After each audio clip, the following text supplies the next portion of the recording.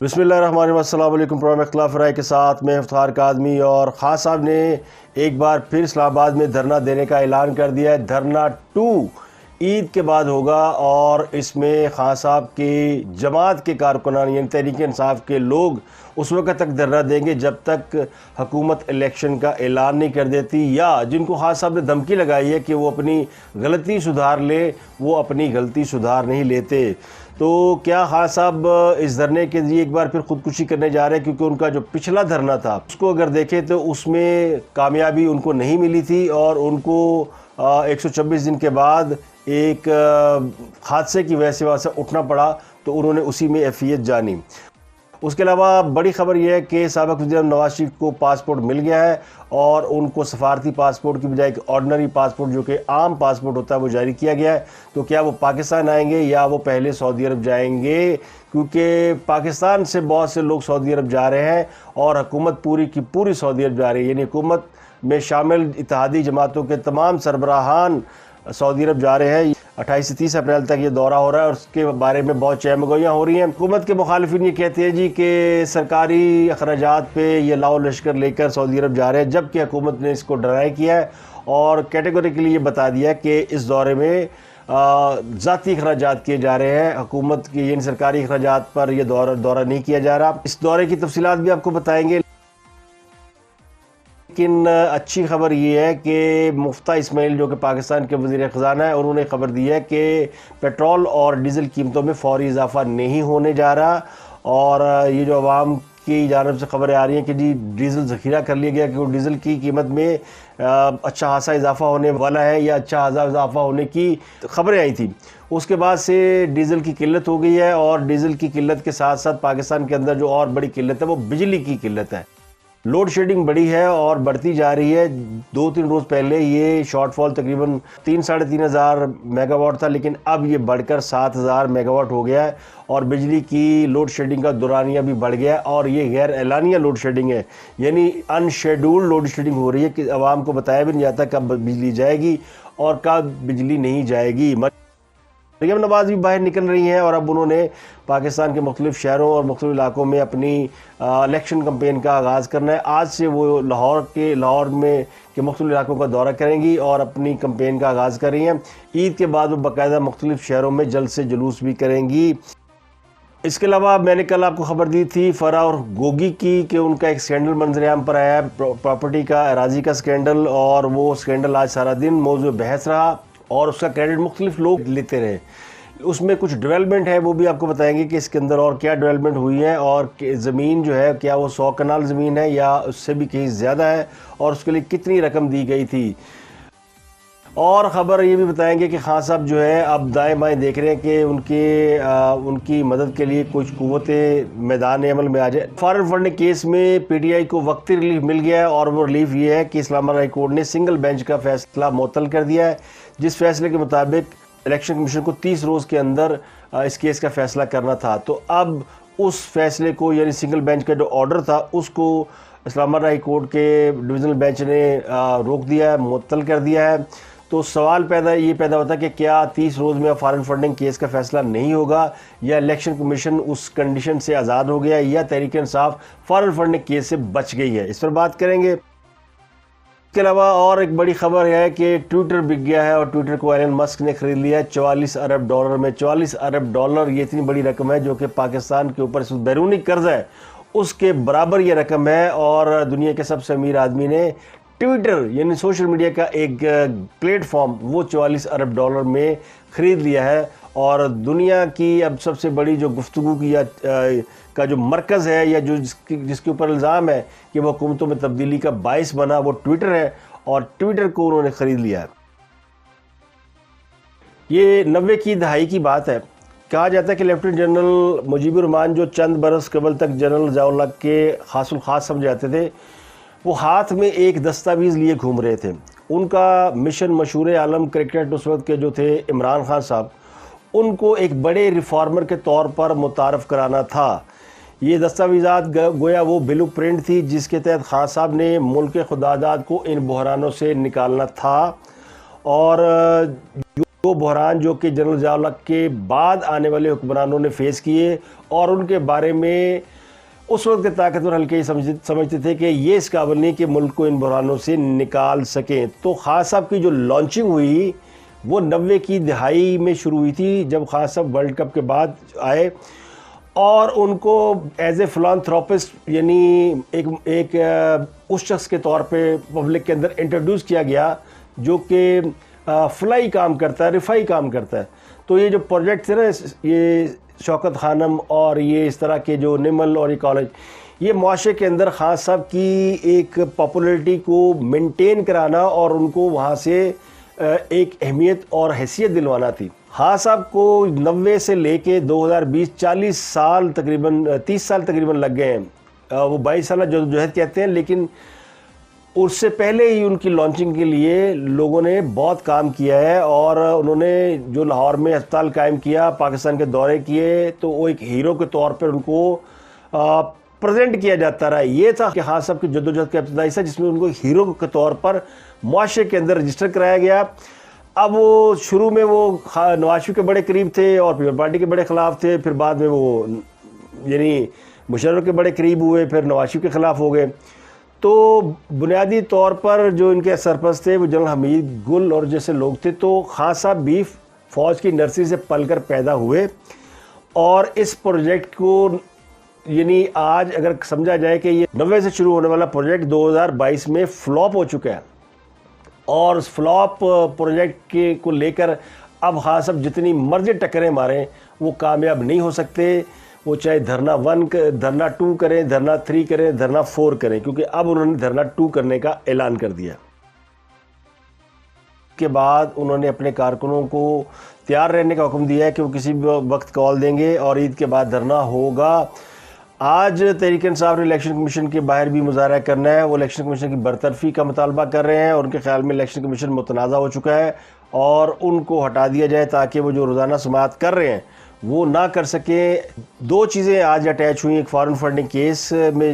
P T I کو جو relief ملا ہے اس کے اوپر بات کرتے ہیں, اور دوسرا خان صاحب کے دھرنا 2 کا اور ان کے دھرنا 1 کی بات کرتے ہیں. دھرنا 2 میں خان صاحب جو ہے وہ اسلام آباد جائیں گے اور ابھی انہوں نے اس کی ڈیٹ اناؤنس نہیں کی ہے,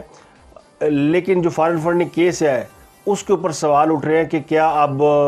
الیکشن کمیشن اس بات کا مجاز رہ گیا کہ وہ 30 دنوں میں اس کا فیصلہ دے سکے, یا اب وہ اس قید و بند سے آزاد ہو گیا ہے. تو اب یہ الیکشن کمیشن کی ثوابدید ہے کہ وہ فیصلہ 30 دن میں دیتا ہے یا اس کے لیے وہ 30 دن سے بھی زیادہ وقت لگاتا ہے. الیکشن کمیشن کے اوپر سے اب وہ جو اسلام آباد ہائی کورٹ کی ایک کنڈیشن تھی وہ کنڈیشن جو ہے وہ آف ہو گئی, لیکن خان صاحب پہ جو فارن فنڈنگ کی تلوار لٹک رہی ہے وہ آف نہیں ہوئی, وہ ان کے اوپر موجود ہے. اور فارن فنڈنگ کیس کا فیصلہ کیا موجودہ الیکشن کمشنر ہی دیں گے یا ان کو تبدیل کرانے میں خان صاحب کامیاب ہو جائیں گے. لیکن اگر وہ دھرنا دیتے ہیں جو کہ انہوں نے عید کے بعد دینا ہے تو تب تک امید کی جا رہی ہے کہ فارن فنڈنگ کیس کا فیصلہ آ جائے گا. تو اب یہ الیکشن کمیشن پر دباؤ کسی حد تک کم ہو گیا ہے کہ انہیں فوری طور پر فیصلہ نہیں دینا, یعنی وہ جو ٹائم فریم عدالت نے دیا تھا اس کے اندر رہ کر فیصلہ نہیں دینا. اب وہ اس کو تھوڑا سا آگے لے جا سکتے ہیں, اور جب تک خان صاحب پبلک کے ذریعے اداروں پر پریشر ڈال رہے ہیں تب تک ان کا پریشر جھیلا جا سکتا ہے اور ان کو کوئی موقع یا جواز فراہم نہیں کیا جا سکتا کہ وہ اپنے احتجاج کو, پروٹیسٹ کو یا دھرنوں کو کسی اور شکل میں کنورٹ کر سکیں. یعنی ان کو کوئی جواز مل جائے کہ مجھے فارن فنڈنگ کیس میں میری جماعت کو بین کر دیا گیا ہے یا مجھے نکال دیا گیا ہے, تو ابھی ان کو اس قسم کا کوئی جواز فراہم نہیں کیا جا رہا. اب سوال یہ کہ خان صاحب جو اسلام آباد جا رہے ہیں تو اس بار انہیں دھرنے میں کس کی سپورٹ حاصل ہوگی. خان صاحب نے جب پہلی بار دھرنا دیا تو ان کے ساتھ کئی طاقتیں تھیں اور اس کے پیچھے ایک باقاعدہ پلان تھا جسے لندن پلان کے نام سے تاریخ یاد کرتی ہے. اس پلان میں وہ طاقتیں جو کہ اس وقت کی حکومت سے ناراض تھیں اور اس کے علاوہ بہت سی پولیٹیکل فورسز اور اس کے علاوہ مذہبی فورسز کو اکٹھا کر کے ایک پلان کیا گیا تھا, اور اس پلان کے تحت خان صاحب لاہور سے چل پڑے تھے اور یہ دھرنا, یہ لانگ مارچ بغیر کسی مزاحمت کے, کسی رکاوٹ کے اس کو جانے دیا گیا تھا اسلام آباد. اور اسلام آباد پہنچ کر یہ لانگ مارچ تھا, یہ لوگ لاہور سے نکلے لانگ مارچ کی شکل میں اور اسلام آباد پہنچ کر یہ دھرنے میں بدل گئے. یہ کئی مہینے جاری رہا تھا اور اس میں ڈاکٹر طاہر القادری کی جماعت کے لوگ, ان کے بارے میں کہا جاتا ہے کہ اس دھرنے کو فائنینس کیا گیا تھا اور بہت سے لوگوں کو دھرنے میں لایا گیا تھا، جن کو باقاعدہ دہاڑی دی جاتی تھی، یعنی یومیہ کی بنیاد پر اجرت دی جاتی تھی، اور وہ آ کر اپنے بچوں فیملی کے ساتھ آ کر دھرنے میں انجوائے کرتے تھے۔ اس کے علاوہ جو خاصب کی جماعت کے لوگ تھے وہ اس وقت دھرنے میں میوزک اور اس قسم کی چیزوں کے ساتھ ان کو انٹرٹین کیا جاتا تھا، تو وہ بھی شام کو دھرنے میں آ جاتے تھے۔ تو خاصب نے تقریباً 124 سے 126 دن کا دھرنا دیا، تو اس دھرنے کی بدولت جو اسلام آباد کے شہریوں نے تکلیف سہی ان کو اچھی طرح یاد ہوگی۔ ان کی معمولات زندگی تباہ کر رہ گئے تھے، اور یہ واحد دھرنا تھا جس کے پیچھے کوئی ٹھوس کاز یا کوئی شواہد نہیں تھے۔ اس دھرنے کا واحد مقصد یہ نظر آتا تھا کہ اس وقت کی حکومت پہ دباؤ ڈال کے اس کو اقتدار چھوڑنے پہ مجبور کیا جائے۔ تو اس میں بھی خان صاحب کامیاب نہیں ہوئے تھے، اور اس وقت بھی خان صاحب موجودہ حکومت کے اوپر دباؤ ڈال کر انہیں فوری الیکشن کرانے پر مجبور کرنا چاہتے ہیں۔ اب تحریک انصاف کا دھرنا، جس میں خود تحریک انصاف کے لوگوں کو اگر گنا جائے تو وہ چند 100 ہوں گے یا ایک آدھ، یعنی اس سے تھوڑا زیادہ کہہ لیں، لیکن اس میں جو زیادہ تر لوگ تھے وہ لوگ تھے جو کہ ابھی تو پارٹی شروع ہوئے والے لوگ تھے، یعنی ابھی تو پارٹی باقی ہے۔ چند منچلے نوجوان، چند لڑکیاں جو شام ڈھلتے ہی اسلام آباد ڈی چوک آ کر وہ اپنے ہلے گلے میں ایکٹیویٹی کرتے تھے، اور پھر آدھی رات کو ہی سب اپنے گھروں کو لوٹ جاتے تھے۔ خان صاحب کنٹینر میں جا کے آرام فرماتے تھے، اور خان صاحب رات کے کسی پیر نکلتے نمودار ہوتے تھے، اور وہ آ کر بڑے جذباتی انداز میں ایک تقریر تیار کر کے لاتے تھے اور پھر خطاب کرتے تھے۔ اس دھرنے کو کہا جا سکتا ہے کہ یہ دھرنا ایک سپانسرڈ ایونٹ تھا، جس کا ذکر وہ اپنی تقریر میں کرتے بھی رہتے تھے کہ امپائر فیصلہ کرے گا اور یہ کرے گا وہ کرے گا۔ اس اندیکھے امپائر کی وجہ سے کسی کو اس دھرنے کی طرف میلی آنکھ سے بھی دیکھنے کی ضرورت نہیں، کسی کی ضرورت اس دھرنے کو ہٹا جائے، روک جائے، رکاوٹ پیدا کر دے۔ اس دھرنے کے اندر بقول وہ جو ایکس سروس مین سوسائٹی کے ترجمان ہیں، ان کا ریفرنس دے کے بتاتا ہوں، وہ کہتے تھے کہ ہم میں سے بہت سے لوگ باوردی اس دھرنے میں شریک ہوا کرتے تھے۔ سپریم کورٹ کے معزز ججز تک کا راستہ بند تھا ڈی چوک میں، اور وہ جج بیچارے دیواریں پھاند پھاند کر پہنچتے تھے، اور پاکستان کی جو سب سے بڑی عدالت ہے اس کی دیواروں پر لوگ اپنے کپڑے دھو کر سوکھنے کے لیے لٹکاتے تھے۔ یہ تاریخ رہی ہے۔ چین اور کئی دوسرے ممالک کے سربراہان پاکستان کا دورہ کرنے والے تھے، اور ان کا دورہ منسوخ ہوا۔ پھر پی ٹی وی کی عمارت پر پیٹ اور تحریک انصاف کے کارکنوں نے حلہ بولا۔ یہ پیٹ یعنی جو کہ طاہر القادری صاحب کی جماعت ہے۔ تو یہ اس دھرنے نے پاکستان کی عوام کے اوپر بڑے گہرے اثرات چھوڑے، اور کئی ماہ تک اسلام آباد کا سلسلہ پورے ملک سے منقطع رہا۔ وفاقی حکومت کے زیر اہتمام جو سول سیکرٹری تھا وہاں کام بند رہا، لیکن نہ عدلیہ اس وقت کوئی ایکٹیویٹی کر رہی تھی، دکھا رہی تھی، نہ وہ ادارے تو جن کو ہم کہتے ہیں ریاستی ادارے، وہ مکمل سمن بکمن امیون تھے، اور وہ لگ رہا تھا کہ اس انتظار میں کس وقت حکومت دباؤ میں آ کر جو ہے وہ چلی جاتی ہے۔ تو اس وقت سیاسی جماعتوں جو کہ پارلیمنٹ کے اندر موجود تھی، اس میں پیپلز پارٹی نے ساتھ دیا مسلم لیگ نون کا، اور اس دھرنے کو پارلیمنٹ کے اندر سے ناکام بنایا گیا، ورنہ یہ دھرنا تو حکومت کو لے نہیں جاتا۔ تو آج بھی صورتحال اگر آپ دیکھیں تو اسی کی وجہ سے ہے۔ وہ دھرنا جو دھرنا 1 کہلاتا، اب اس کو دھرنا 1 کہا جا سکتا ہے، جیسے فلمیں بنتی ہے نا سیکول کے ساتھ، اگنی پتھ، اگنی 2، تو اس طرح خاص صاحب کا اب دھرنا 2 آ رہا ہے۔ تو دھرنا 1 جو ہے وہ تو اپنے پیچھے ایک ایسی داستان چھوڑ گیا جس میں شرمندگی کے سوا کچھ نہیں، ایک ڈراؤنا خواب، اور ڈی چوک جو کئی ماہ تک سرکس کا منظر پیش کرتا رہا، اور وفاقی حکومت صرف تماشا دیکھتی رہی، کیونکہ طاقت کے مراکز ان سے ناراض تھے۔ آج کی صورتحال کو اگر آپ اس سے کمپیئر کریں، وہ دھرنا تو کوئی یعنی ایک اے پی ایم ایس کے بعد وہ دھرنا خاص صاحب کو موقع مل گیا اور دھرنا ختم کرنے کا، تو وہ دھرنا ناکامی سے عبارت ہے۔ تو آج خان صاحب کے پاس وہ تمام جملہ اسباب میسر نہیں ہے، نہ وہ سہولت کار ہے، نہ وہ امپائر ہے، نہ وہ طاقت کے مراکز ان کے ساتھ ہے، نہ کسی مذہبی جماعت کی انہیں فی الحال سپورٹ حاصل ہے، نہ ان کے ساتھ وہ سپانسرڈ کرنے والی جماعت موجود۔ سپانسر کرنے والی جماعت تو موجود ہے، لیکن وہ جماعت بھی اب فیتی فیتی ہو چکی ہے۔ مسلم لیگ کاف جنہوں نے اس دھرنے، اس لانگ مارچ کو فائنینشلی سپانسرڈ کیا تھا، اس لیے آج چودھری پرویز الہی برے سے برے حالات میں بھی خان صاحب کے ساتھ کھڑے رہنے کو ترجیح دیتے ہیں، مخالف سمت نہیں جاتے، انہیں پتہ ہے کہ ہم نے کیا گل کھلائے ہوئے ہیں۔ تو اب خان صاحب کا یہ دھرنا کامیاب ہوتا ہے نہیں ہوتا، اس میں تو کوئی دو رائے نہیں ہے کہ اس دھرنے کو اس وقت پاکستان میں کسی طاقتور کی حمایت حاصل ہے۔ اب سنا یہ کہ خان صاحب رابطہ کرنے کی کوشش کر رہے ہیں کسی مذہبی جماعت کو انگیج کرنے کی، اور مولانا طاہر القادری کو سے بھی رابطہ کیا جا رہا ہے اور ان کو یہ بات سمجھائی جا رہی ہے، یعنی ان کو یہ پیغام بھیجا گیا ہے کہ مولانا صاحب وہ ماڈل ٹاؤن سان ہے، ماڈل ٹاؤن کی قاتل دوبارہ اقتدار میں آ گئے، رانا ثناء اللہ اور وزیر داخلہ بن گیا، وہ آپ کا ملزم تھا، ان کے جوش ایمانی کو تازہ کرنے کی کوشش کی جا رہی ہے، اب طاہر القادری اس دام میں آئیں گے نہیں، اس لیے کہ انہیں پچھلے دھرنے کا بڑا بخوبی احساس ہے اور وزیر اعظم بننے کی باری ان کی تھی لیکن باری لے گئے عمران خان صاحب، تو ان کے ساتھ جو ہاتھ ہوا ہے کہ اقتدار ان کے قریب آتا تھا ان سے چھین لیا گیا ہے، تو اب وہ دوبارہ اس دام میں آتے ہیں یا نہیں آتے، مجھے لگتا ہے کہ وہ نہیں آئیں گے، ان کی جگہ پہ خان صاحب کو کوئی اور الٹرنیٹ متبادل کھلاڑی کھلانا پڑے گا، تو متبادل کھلاڑیوں میں جو مذہبی قوت ہے سب سے بڑی سمجھی جاتی ہے وہ تحریک لبیک کی ہے، لیکن تحریک لبیک تو خود خان صاحب کے اوپر چارج شیٹ لگائے ہوئے اور اسی قسم کی چارج شیٹ ہے جس قسم کی چارج شیٹ سانحہ ماڈل ٹاؤن والے مسلم لیگ نون پہ لگاتے ہیں، تو خان صاحب کے کھاتے میں بھی اب تحریک لبیک کے کارکنوں کا قتل شامل ہے،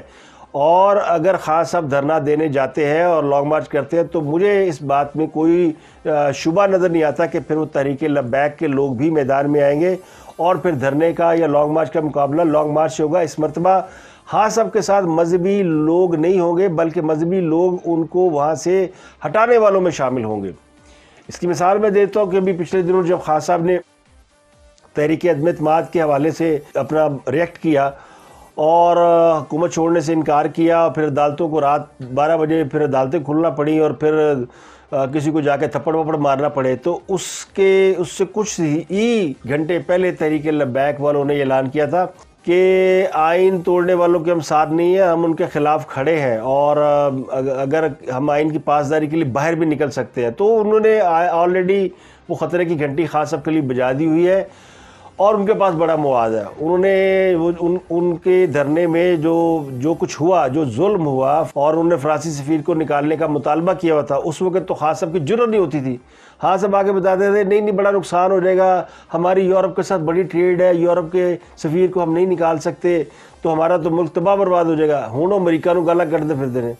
امریکہ یوں امریکہ وہ، اچھا وہ تو ڈرامہ ہی ہے کیونکہ اینٹی امریکہ بات کریں گے تو لوگ ان کے ساتھ ہو جائیں گے اور پھر ورنہ وہ ان کے پاس تو ان کی پٹاری میں کچھ بھی نہیں رہ گیا۔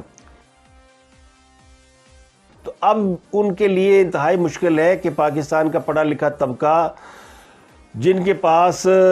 سوائے ناچ گانے اور اس کے کوئی وہ نہیں ہے، اب یہی کہا جیسے برا منائیں گے، وہ ظاہر ہے جب ہم یہ بات کرتے ہیں تو پھر وہ برا مناتے ہیں، وہ کہتے ہیں یہ تو پٹواری ہے، یہ لفافہ ہے، لیکن سمجھنے کی بات یہ ہے کہ انہوں نے احتجاجی تحریکوں میں کبھی حصہ نہیں لیا، نہ ان کا اتنا پوٹینشیل ہے، نہ وہ اس کو اچھا سمجھتے ہیں، تو خان صاحب انہیں امتحان میں ڈال رہے ہیں اور انہیں امتحان میں نہیں ڈال رہے بلکہ خان صاحب خود اپنے آپ کو امتحان میں ڈال رہے ہیں، اور خان صاحب اس فوج کا امتحان لینے چلے ہیں جس کو جنگ لڑنے کا کوئی تجربہ نہیں، تو اس کو خودکشی کے سوا کچھ نہیں کہا جا سکتا۔ خان صاحب پہلے کہتے تھے نا میں آئی ایم ایف جانے سے بہتر میں خودکشی کر لوں گا، تو لگتا ہے کہ انہوں نے اپنے خودکشی کے ارادے کو عملی جامہ پہنانے کا فیصلہ کر لیا۔ ان کے پاس وہ دھرنے کی کیپیسٹی نہیں ہے جو کیپیسٹی مذہبی جماعتوں کے پاس ہوتی ہے۔ ان کا پچھلا دھرنا ایک مذہبی جماعت کی وجہ سے تھوڑا بہت کامیاب ہوا تھا، اور کامیاب کا ہوا تھا، اس کو ناکام کہنا چاہیے کیونکہ اس دھرنے نے ملکی سیاست کا رخ بدل دیا۔ تہذیب، شائستگی، بد تہذیبی، بہتان تراشی اس کی جگہ آ گئی، یعنی تہذیب شائستگی ختم ہو گئی، بہتان، بدتمیزی، گالیاں، بے مقصد الزام تراشی، ہر کسی کو چور چور کہنا اور ایکسٹریم پوزیشن لے لینا، کسی پروپوگنڈے کی زد میں آ کے یعنی پروپوگنڈے کی لپیٹ میں آ کے دوسروں کو برا بھلا کہنا، یہ سب چیزوں کا سہرا جناب عمران خان کے سر جاتا ہے۔ پاکستان کے معاشرے میں جو بگاڑ پیدا ہوا ہے اس کے روح رواں جناب عمران خان صاحب ہیں۔ اب وہ جتنا مرضی خود کو پاک باز اور پاک دامن ثابت کریں اور کسی پاک بی بی سے شادی بھی کر لیں تو بھی ان کا امیج وہ نہیں بن سکتا جو انہوں نے اقتدار میں رہنے کے لیے جتنے ہیلے حربے استعمال کیے۔ خان صاحب اس وقت ڈیسپریٹ تھے کہ وہ خان صاحب کو پتا تھا میری عمر بڑھتی جا رہی ہے، اقتدار نہ ملا تو میری تو باری نہیں آنی، تو خان صاحب نے ہر وہ حربہ استعمال کیا۔ جب اقتدار میں آئے تو کھایا پیا کچھ نہیں، گلاس توڑا 12 نے پلو کچھ نہیں نکلیا۔ اب وہ ان کو لگتا ہے کہ مجھے نکال دیا، دوبارہ میری پھر نہیں باری آنی، اگر میں الیکشن تک چلا گیا، عمر تو بیتی جا رہی ہے، عمر یا بیتی جائے۔ ان کا خیال یہ کہ اب میں دوبارہ سے دباؤ ڈالوں گا اور میرے ساتھ وہ لوگ آ جائیں گے جو پہلے بھی آ گئے تھے، تو یہ اب میرے ساتھ جو چونکہ عوام بڑی باہر آ گئی ہے، اب عوام میں کوئی شک نہیں کہ عوام نے ان کی باتوں پہ یقین کر کے ریئیکٹ کیا ہے، اور لوگوں کا جو کانسیپٹ ہے عمران خان کے ساتھ کھڑا ہونے کا وہ یہ ہے کہ جن طاقتوں کو نہ صرف عمران خان صاحب بلکہ عمران خان کے ساتھ کھڑے ادارے عدلیہ اور فوج وہ چور اور ڈاکو کہتے رہے ہیں یا ان کے بارے میں اس طرح کی باتیں کرتے رہے ہیں، اب وہ کیسے ان کے ساتھ کھڑے ہو گئے ہیں؟ مسئلہ عمران خان کا نہیں ہے،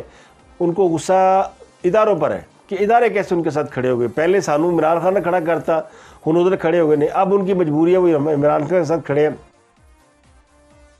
کیونکہ ہر شخص کے لیے ایک پیراڈائم شفٹ کرنا مشکل ہوتا ہے۔ لیکن اس وقت پاکستان کی جو فوج ہے وہ تو پیراڈائم شفٹ پہ ہے نا، وہ سیاست سے خود کو ڈسٹنس کر چکی ہے، اور جتنی اس وقت فوج ڈسکس ہو رہی ہے شاید ہی کوئی ادارہ ہو رہا ہوگا، اور فوج پاکستان کی تاریخ میں اتنی ڈسکس کبھی نہیں ہوئی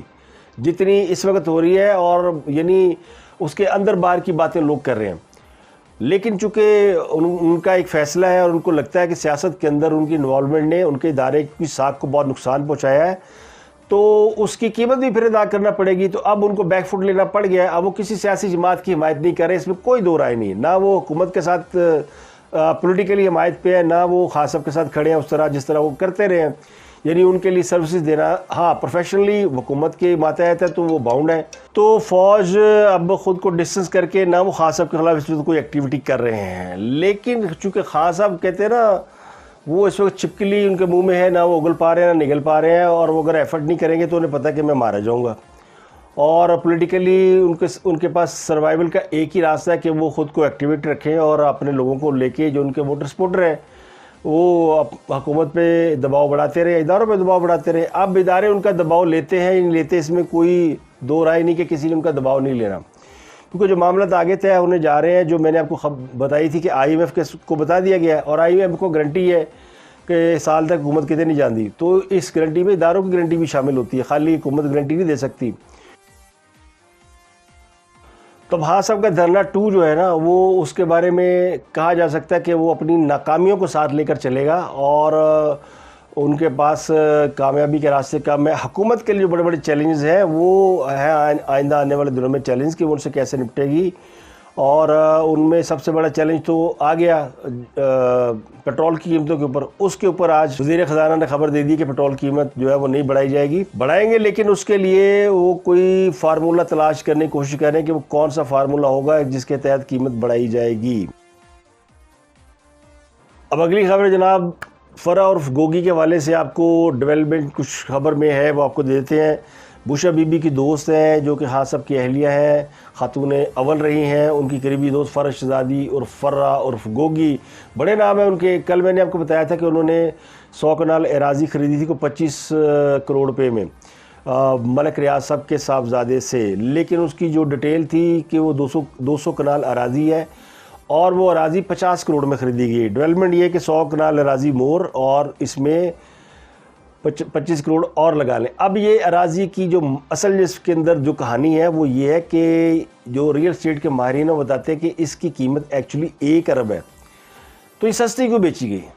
یعنی 50 کروڑ روپے کا لاس کر کے یہ فرح اور گوگی کو کیوں دی گئی؟ تو اس کے تانے بانے پھر جاتے ہیں اس رقم سے جو کہ کئی ارب روپے برطانیہ سے لے کر آئے تھے شہزاد اکبر صاحب، یاد ہے نا آپ کو؟ اور وہ ہے سارا قصہ، یہ کھرا جاتا ہے ملک ریاض تک، اور ملک ریاض کی اس رقم تک، اور پھر شہزاد اکبر تک، اور پھر خان صاحب تک۔ اس میں کوئی 48 ارب روپے کا سکیم ہے، اور وہ رقم واپس لانے کے بعد کہاں گئی، اس کو کس مد میں خرچ کیا گیا، یا وہ رقم ملک صاحب کو واپس کر دی گئی، ان کے خزانے میں ڈال دی گئی، بلکہ یہ رقم جو ملک ریاض کو جرمانہ ہوا تھا اس میں ڈال کر جرمانے کو پے کر دیا گیا،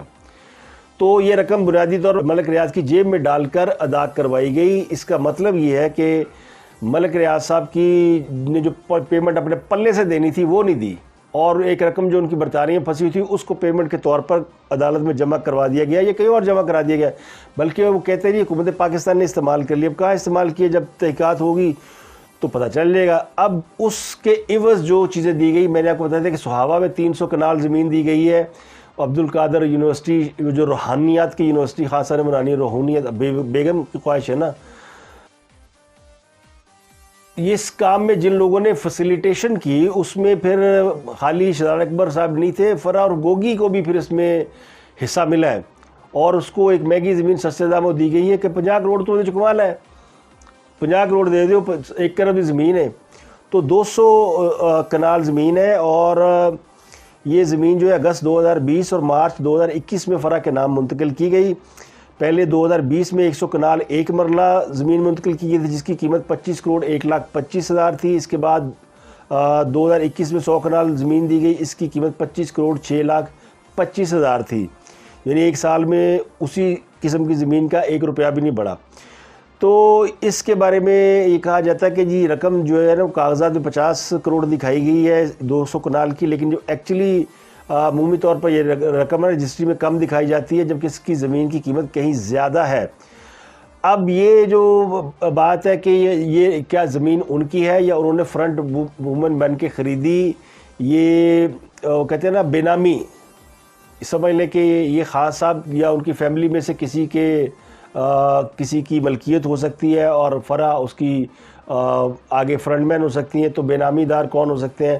اس کی جب تحقیقات ہوگی تو پتہ چلے گا, کیونکہ فرا جو ہے وہ پاکستان سے بھاگ گئی ہیں اور وہ چلی گئی دبئی. لوگ ان سے رابطے کر رہے ہیں لیکن وہ جواب ہی نہیں دے رہی. ہاں سب سے اس میں سوال بھی ہو رہے ہیں کہ جناب فرا اور گوگی نے تاڑا کی تعلق سی اور نکیتا کی عثمان بزدار کے وہ فرنٹ وومن کے طور پر کام کرتی رہیں. عثمان بزدار کا ذکر آ گیا تو پنجاب کا بحران جو وہ چل رہا ہے, عثمان بزدار صاحب ایک بار پھر وزیر اعلیٰ بن گئے. یہ حیران کن بات ہے نا, کیونکہ اب وہ بحثیت وزیر اعلیٰ احکامات دے رہے ہیں. انہوں نے آج سارے بیوروکریسی کو بلا لیا اور بیوروکریسی چلی بھی گئی, جبکہ پنجاب میں وزارت اعلیٰ کا انتخاب ہو چکا ہے. نئے وزیر اعلیٰ حمزہ شہباز ہیں, لیکن حکومت نے خاص اب یا ان کے لوگ قبضہ چھوڑنے کو تیار نہیں ہے. تو قبضہ ہوا پنجاب کے اوپر وزار صاحب کا اور باقی لوگوں کا, اور ویسے خاص صاحب کہتے ہیں قبضہ جو ہے وہ نواز شریف اور دوسرے لوگ کرتے ہیں, پر پنجاب خاص صاحب کے قبضے میں ہے اور وزار صاحب وزیر اعلیٰ کا رول پلے کر رہے ہیں. آج انہوں نے چیف سیکرٹری کو بلایا اور سب کو بلایا اور احکامات بھی دیے, اور انہوں نے کہا جناب کہ میرے اگلے احکامات تک جو آپ یہ کام کریں اور وہ کام کریں اور وہ کام کریں, اور لگے ہوئے ہیں. اور حمزہ شہباز جو بیچارہ کبھی عدالت جاتا ہے درخواست دینے کے لیے کہ جناب آئینی طور پر میں الیکشن ہو چکا ہے, میں وزیر اعلیٰ ہوں, مجھے اوتھ نہیں اٹھانے دیا جا رہا. لاہور ہائی کورٹ جو ہے وہ بھی ان کو یعنی ٹہلا رہی ہے. ویسے لاہور ہائی کورٹ پہ الزام تو رہا ہے ہمیشہ کہ جی وہ شریفوں کے لیے بہت کام کرتی ہے, لیکن اگر کر رہی ہوتی تو اب تک حمزہ جو ہے وہ حلف اٹھا چکا ہوتا, کیونکہ یہ حلف اٹھانے کا کوئی مسئلہ بہت بڑا نہیں ہے. حلف کوئی بھی جو ہے نا پاکستان کے اہم عہدے پر فائز شخصیت لے سکتی ہے. اگر صدر پاکستان نہیں لے سکتے تو سینٹ کا چیئرمین لے سکتا ہے, وہ نہیں لے سکتے تو chief justice Lahore high court لے سکتے ہیں. ہائی کورٹ کے چیف جسٹس صاحبان کہیں بھی کسی سے خلف لے سکتے ہیں, اسلام آباد ہائی کورٹ بھی لے سکتی ہے. لیکن اگر لینا ہو تو ان کو بھی بیچاروں کو لگاؤ چکر لگوانے پہ لگے ہوئے ہیں. اور پنجاب میں اس وقت گورنر پنجاب عثمان بزدار صاحب اور پورا قبضہ کر کے بیٹھے. ویسے کہتے ہیں الیکشن کراؤ, حکومت چھڑنی نہیں تو الیکشن کراؤ. خیبر پختونخوا میں بھی ہم نے حکومت نہیں چھوڑنی, الیکشن کراؤ. پنجاب میں بھی حکومت نہیں چھوڑنی, الیکشن کراؤ. یہ ہے ڈرامے بازی, اور خان صاحب اس ڈرامے بازی میں بہت آگے جا چکے ہیں. آخری خبر آپ کو دے کے کہ جو وفد جا رہا ہے باہر شہباز شریف کے ساتھ, اس کی کچھ آپ کو ڈیٹیل بتا دیتے ہیں, کیونکہ اس کو بڑا رولا پڑا ہوا ہے کہ کون جا رہا ہے اور کون نہیں جا رہا. اور تو اس میں جو ابتدائی فہرست ہے وہ تیار کر لی گئی. 28 سے 23 اپریل تک یہ دورہ ہونا ہے, اور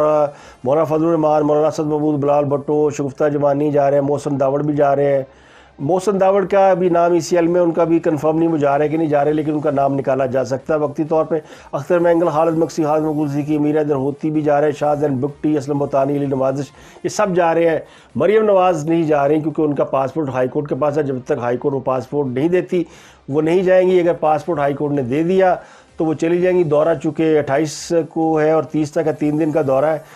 تو اس کے بعد ہی پتہ چلے گا جناب کہ سعودی عرب سے پاکستان کو کیا ملا ہے اور کیا نہیں. کیونکہ اس بات کا امکان ہے کہ تمام سیاسی قیادت جا کے سعودی عرب کے ساتھ پاکستان کی موجودہ سچویشن کے اوپر بھی بات کرے گی, اور سعودی عرب ہمارا دیرینہ دوست ہے, پاکستان کے مسائل کو سمجھتا ہوا وہ پاکستان کی مدد ضرور کرے گا. تو آج کے لیے اتنا, آپ سے ملاقات ہوگی کل, اور اپنا اور گردنوا کے لوگوں کا بہت بہت خیال رکھیے گا.